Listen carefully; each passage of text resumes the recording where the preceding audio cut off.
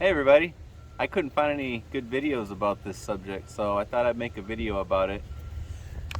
It's about an 091 transmission shaft, output shaft, and how you got to cut it off if you're going to run, say, a TDI or even a 1.9 diesel, I think even 1.6 diesels.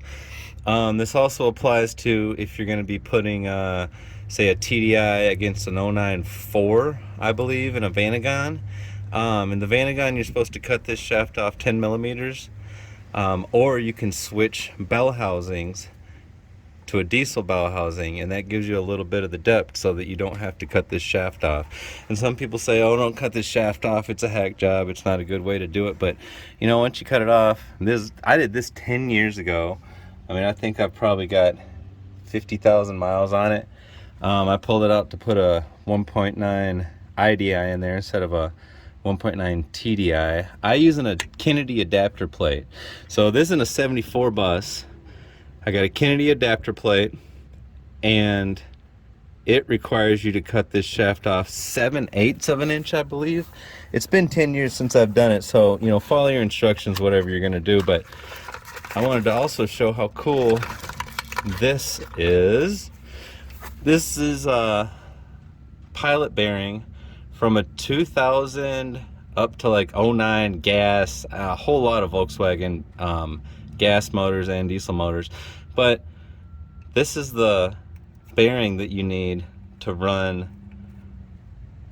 on this shaft when you run it on a TDI. So how cool is that? Like, Volkswagen stayed the same for so long that their output shaft is the same. And this is a 78 transmission in a 74, so I know that's the case on this one, at least the 091. But I think it goes back even further too, to the original 74 out of this bus. But I got to put this into my 1.9 IDI.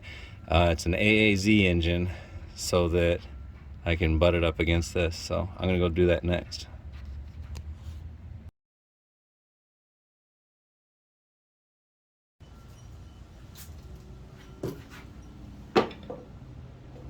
And this is the 1.9 ABL engine, actually. It's like an AAZ, except it has like a different injection pump and different oil kind of stuff. It's out of a T4 Vanagon instead of Golf, but it's the same down here. It's a 1.9 IDI. So this is for all those engines. This is your part number. It's Temkin FC 65354. Says it's made in the USA. It has a seal on one side of it. If you look in here, it has a little seal, rubber seal on the outside of it. So you put the seal on the outside here because this is just metal, so there's nothing going to leak in there. So you seal out whatever is going to get in from this side.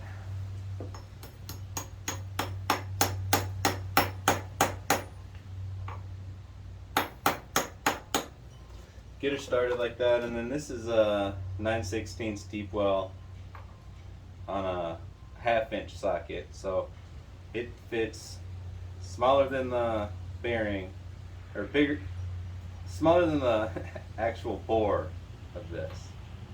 So it'll go into it if it needs to a little bit.